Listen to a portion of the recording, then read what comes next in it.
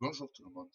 Dans, dans cette première vidéo de la série de vidéos sciences, qui aura peut-être deux vidéos, peut-être trois pour le moment, j'ai pas encore très bien décidé.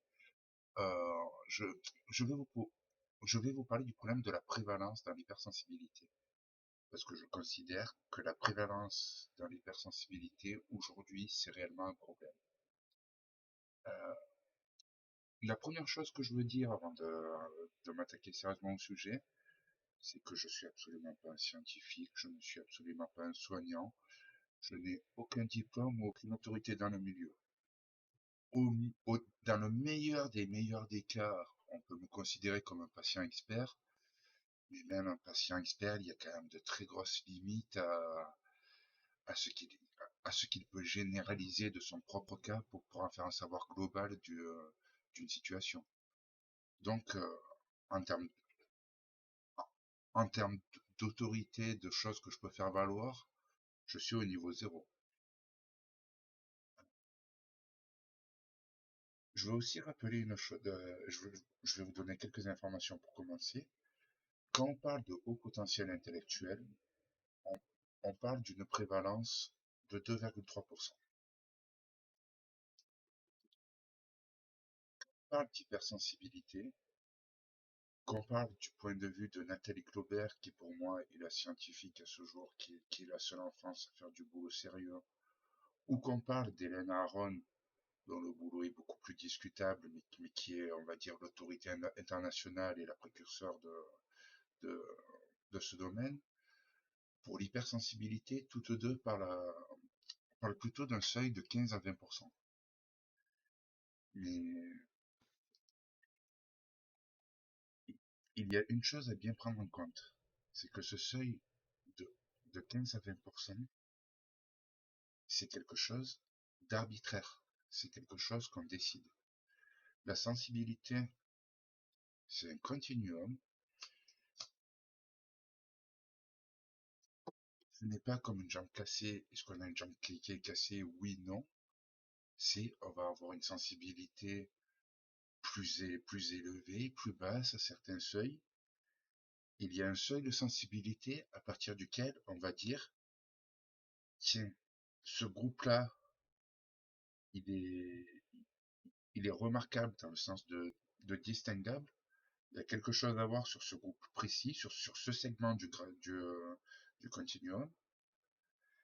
Et ce segment-là, il mérite qu'on le regarde et qu'on l'étudie. C'est tout comme le haut potentiel intellectuel, c'est un QI à 130. On n'est pas d'une intelligence entre guillemets normale à 129 et d'une intelligence supérieure à 130. C'est un continuum. On est plus ou moins élevé dans le, dans le, dans le score et on décide arbitrairement, c'est ce groupe-là qu'il est intéressant d'observer, alors c'est ce groupe-là qu'on va appeler HPI et qu'on va observer. Mais c'est un choix. Alors excusez-moi, j'ai pris des notes parce que je veux éviter de dire des bêtises, donc je cherche à me retrouver dans mes notes.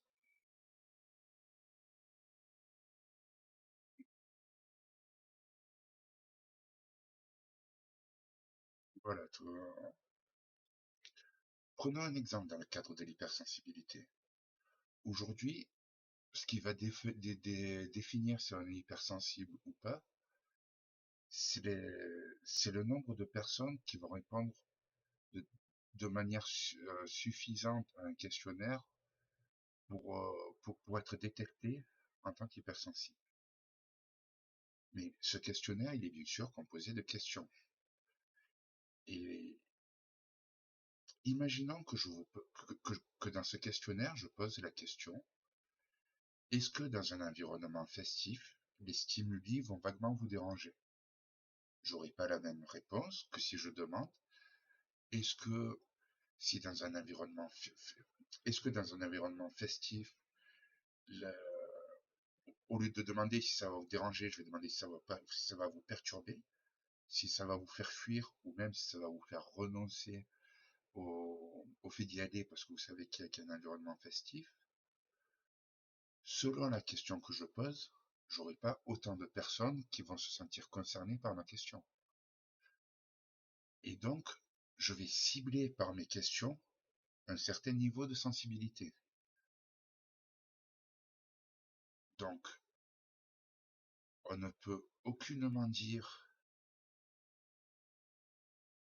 l'hypersensibilité, c'est ça, parce que ce sont ces personnes qui répondent à mon questionnaire positivement.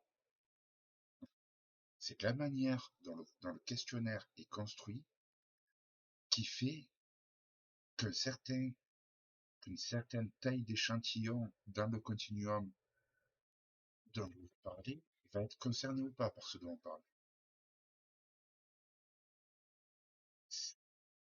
Donc, le phénomène qu'on observe, c'est celui qu'on décide d'observer par les questions qu'on va poser pour identifier. Donc, si on veut cibler 15 à 20% de la population et dire eux ce sont les hypersensibles, on peut. Si on veut cibler les 2,3% pour prendre l'exemple des hauts potentiels intellectuels et dire ce sont les 2,3% les plus sensibles qui sont les hypersensibles, il faudra refaire les questionnaires, ça c'est clair. Et il faudra trouver comment cibler précisément 2,3%, ce qui pourrait être problématique, mais, mais dans l'idée, on peut. Le, le ciblage, on va le décider. Et le, et le, et le questionnaire, il trouvera le seuil de sensibilité qu'on lui demandera de trouver. Si je cherchais les 90% plus sensibles. Donc, on en arrive donc à une question.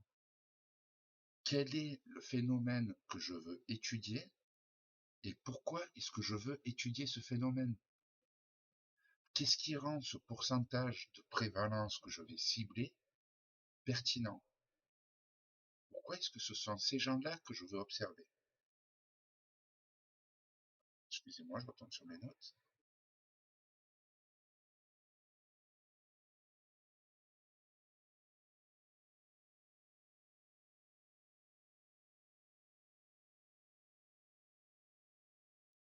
Excusez-moi, je me suis un peu perdu, juste le temps que je me retrouve.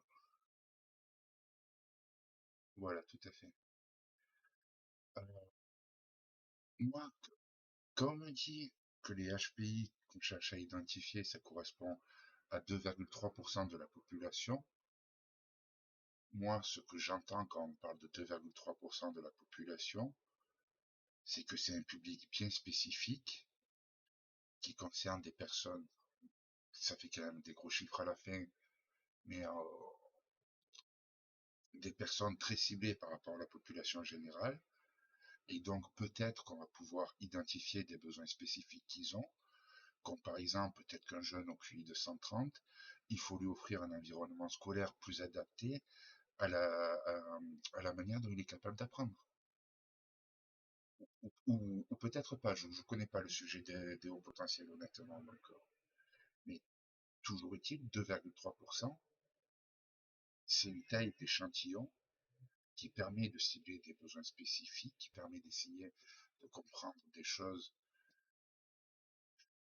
sur un extrême du continuum.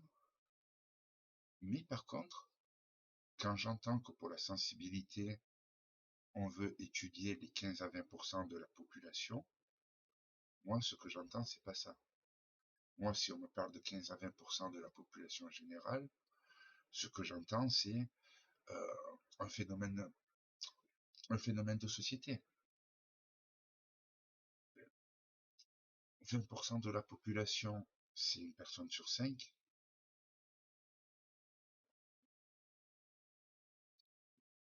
Il y a peut-être, de toute façon, voilà. Je vais pas avoir d'opinion sur la question.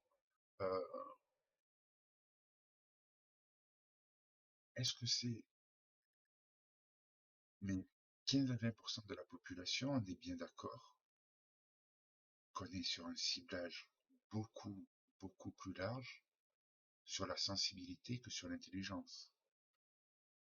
Donc forcément, si sur l'intelligence, on cible 2,3% de la population et que sur la sensibilité, on vise 15 à 20% de la population, on ne pourra pas avoir les mêmes impacts. Voilà. Si on veut changer les choses pour une personne sur 5, il faut changer la société entière. Si on doit apporter quelque chose à 2,3% de la population, c'est quand même nettement plus jouable de cibler les apports qu'on va faire aux personnes. L'utilité sociale qu'on va apporter par le ciblage n'a rien à voir déjà de base par les moyens que ça va demander d'engager pour la moindre action.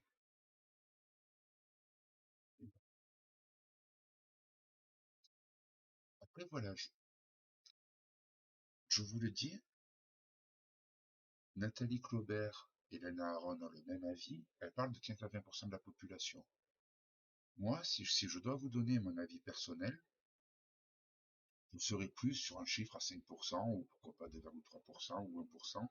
Je serais plus sur une discrimination nettement plus sévère, mais en toute franchise, mon avis personnel, je crois qu'on s'en fout. Et pour être honnête, j'ai même tendance à considérer que malgré tout le respect que je dois à Nathalie Claubert, son avis personnel, je m'en fous. Et avec un peu moins de respect que je porte à Ilan Aron, idem. Je pense pas qu'il y ait une seule personne sur Terre dont l'opinion sur la question importe. Parce que c'est un seuil qu'on doit choisir arbitrairement, soit, mais ça signifie pas une seule seconde que ce soit obligatoirement un seuil qu'on doit choisir à l'aveugle. Au contraire, à partir du moment où on prend conscience qu'on décide de la prévalence et donc du public qu'on va cibler, on prend conscience que ce choix, il va avoir des répercussions. Il est important. Il faut savoir pour quelles raisons on choisit ce seuil. Il faut... Après, si on assume qu'on dit, moi, ce que je veux, c'est le phénomène de société, c'est 15 à 20%, et une opinion, ça peut se défendre. Mais l'approche qui serait la plus pertinente, c'est d'abord de faire des recherches pour savoir ce sur quoi on va mener des recherches. Prendre par exemple, on va partir des 20% qui est de une question. 20% de la population, qu'est-ce qu'ils vivent dans leur vie? Est-ce qu'ils sont plus sujets à certaines pathologies? Est-ce qu'ils expriment que pour éviter certaines souffrances, ils auraient dû recevoir une certaine éducation, par exemple sur la gestion de leurs émotions, par exemple sur la manière de vivre leur lien à l'autre, alors qu'ils ont peut-être des spécificités qui ne seront pas forcément sur le même commun avec la personne en face, ou, ou même au niveau sensoriel. Peut-être que c'est des gens à qui il faut expliquer que s'ils supportent pas telle ou telle chose, tel tissu, tel goût et tout, c'est pas de la mauvaise volonté, c'est pas un caprice, c'est simplement qu'ils sont faits comme ça et qu'à un moment donné, il va falloir qu'ils acceptent. J'affirme pas qu'à partir d'un certain seuil, il y a des pathologies et il faut faire attention. Je n'affirme pas qu'à partir d'un certain seuil de sensibilité, il y a besoin d'une éducation qu'il faille faire attention. Mais en revanche, là, il faut déjà se poser la question. Il faut déjà prendre les 20% de la population les plus sensibles, pourquoi pas, les 15%, les 10%, les 5%, les 1%, et tous les questionner. Qu'est-ce que vous avez ou avez eu comme pathologie? Qu'est-ce que vous avez ou avez eu comme souffrance particulière? Qu'est-ce que vous avez ou avez eu comme besoins qui n'ont pas été remplis et et pour lesquels vous auriez eu besoin d'être accompagné. Et une fois qu'on saura ça, après je vous parle de pathologie, je vous parle de besoin d'éducation, mais ça c'est les critères auxquels moi je pense comme ça, en y réfléchissant. Il y a peut-être beaucoup d'autres critères qu'il est intéressant d'interroger. Mais ça, il faut mener des expériences en ciblant divers seuils de sensibilité, ce qui pose des problèmes. Il faut déjà trouver comment identifier 20% d'élèves des plus sensibles, 15% des plus sensibles, 10% des plus sensibles, 5%, 1%.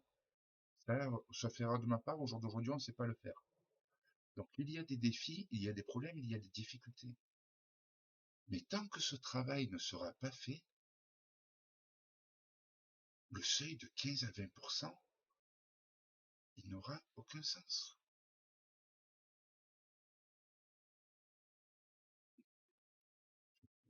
Je ne veux pas aller trop loin parce que j'ai encore un développement, j'ai peut-être sauté quelque chose dans mon argumentaire. Je vérifie.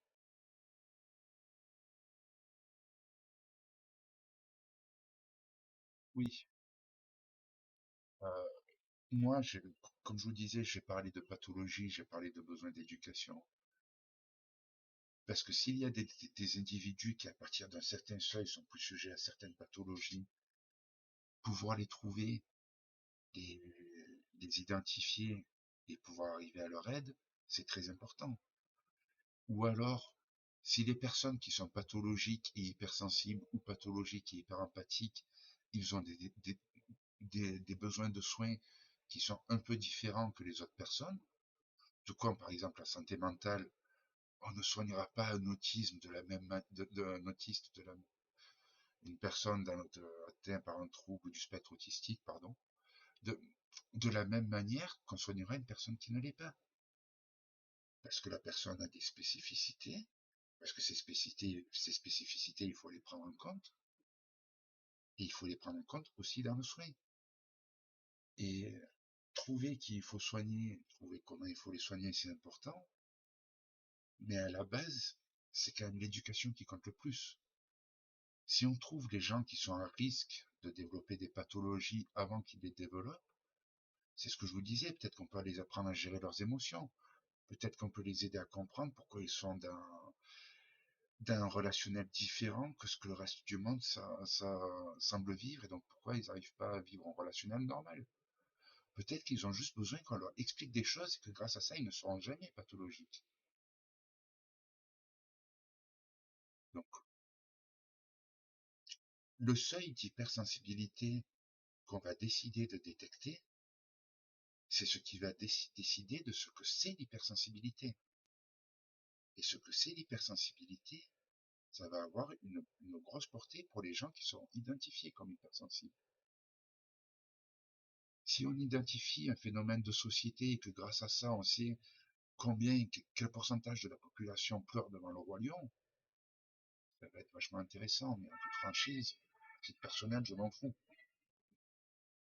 Maintenant, si on parvient à identifier ce qui peut-être, à cause de leur sensibilité, de leur décalage avec la société, tout ça, risque d'avoir un geste suicidaire, risque de tomber dans telle ou telle pathologie, et que peut-être on peut les soigner, les accompagner, ou prévenir la pathologie en les éduquant, ça changera tout si on identifie les bonnes personnes. Ou alors, peut-être, encore une fois, j'en sais rien, les études, pour autant que je sache, n'ont jamais été menées. Peut-être qu'on va étudier les 20%, les 15%, 10%, 5%, 1%, et qu'on va dire, finalement, c'est pareil, ils n'ont pas de pathologie particulière, ils n'ont pas de besoin d'éducation particulier. Hypersensible, population générale, c'est la même chose. C'est tout à fait possible. Je vous avoue que ce n'est pas ma croyance personnelle. Moi, j'ai tendance à penser qu'arriver à certains seuils d'hypersensibilité et d'hyperempathie, mais c'est un autre sujet, qu'arriver à certains seuils d'hypersensibilité, on est quand même confronté à des problématiques particulières, à des difficultés de vie que ne connaîtront pas des personnes qui ne sont pas hypersensibles à ce niveau-là. Et ça, c'est mon présupposé. Peut-être que je me trompe. Mais que je me trompe ou que je me trompe pas, il y a une chose qui est certaine, C'est que tant qu'on n'aura pas fait les efforts qu'il faut pour savoir, on ne saura pas.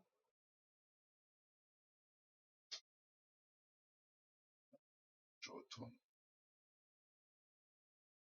je retourne à mon argumentaire, je vérifie que je saute rien.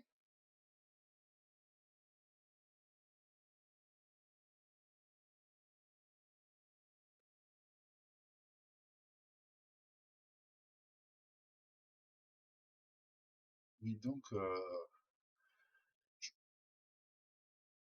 je veux juste insister sur un petit point.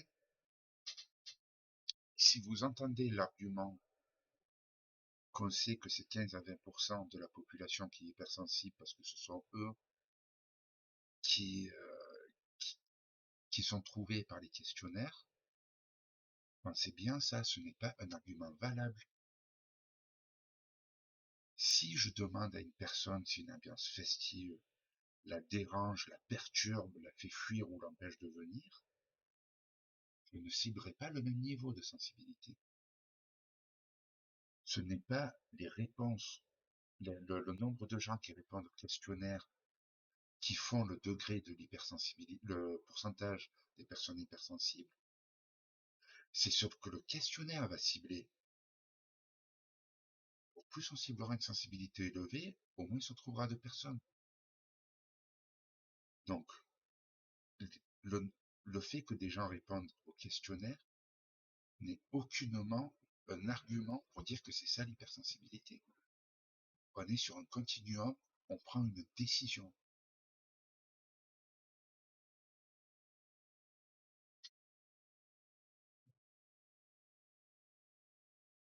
Je, je pense avoir défendu mon point de vue du mieux que je peux. Si jamais je me trompe, qu'il existe des recherches scientifiques qui ont été faites sur les différents degrés de sensibilité et qu'il y a des raisons objectives de dire c'est 15 à 20% qu'il faut cibler, alors j'ai commis une erreur, n'hésitez pas à me le dire, je le prendrai en compte. Selon la situation, si c'est juste quelque chose qu'il faut ajouter à l'argumentaire, je tournerai une seconde vidéo, de toute façon vous l'avez vu, je fais des vidéos à l'arrache, donc comptez pas pour moi pour faire un montage de vidéo ou quoi que ce soit, hein. Je, je tourne à l'arrache, au principal c'est que je dis ce que j'ai à dire. Mais toujours est-il, si vous voyez que je commets une erreur parce qu'il existe ces recherches ou parce que j'ai commis une autre erreur, n'hésitez pas à me le dire. Je ferai un errata en vidéo si c'est nécessaire. Ou alors, si votre argument il est tellement fort, par exemple, oui, c'est des études, il y a de très bonnes raisons de cibler 15 à 20%, de raconter que des conneries, à ce moment-là, soit je ferai une V2 de la vidéo en en supprimant dans une autre et en expliquant ouais, j'ai supprimé la vidéo parce que j'avançais tel point, tel point, tel point, mais on m'a appris que, donc en fait, voilà. Ou, ou alors, ou alors je la supprimerai tout simplement si je vois que mon argumentation n'est pas bonne, mais que j'ai pas grand chose à apporter. Donc, en fonction de la situation, si je me plante, que vous avez une raison objective de me dire que je me plante, je vous dirai, j'en tiendrai compte. Sur, voilà, j'espère que mon point de vue est clair. J'espère avoir été aussi suffisamment précis sur, sur la méthodologie actuelle qui est pas bonne. Je ne vais pas insister, mais la méthodologie actuelle, c'est quoi? C'est Hélène Aron qui est la première à penser à poser certaines questions, parce que ces questions, si les 15 à 20% de la population, on a estimé que 15 à 20% de la population, c'est les hypersensibles, et on n'est pas sorti de ça. Mais Hélène Aron aurait posé d'autres questions qui auraient ciblé 5% de la population, elle aurait trouvé que 5% de la population. Elle aurait posé des questions qui auraient ciblé 75% de la population, elle aurait trouvé 75% de la population. Cet argument n'a strictement aucune valeur. Excusez-moi. J'ai fini mon argumentaire, ça sert à rien que je continue la vidéo plus que ça. Euh, N'hésitez pas à me contredire, je vous l'ai dit. Sur ce, je vous souhaite une bonne journée et une bonne continuation. Au revoir.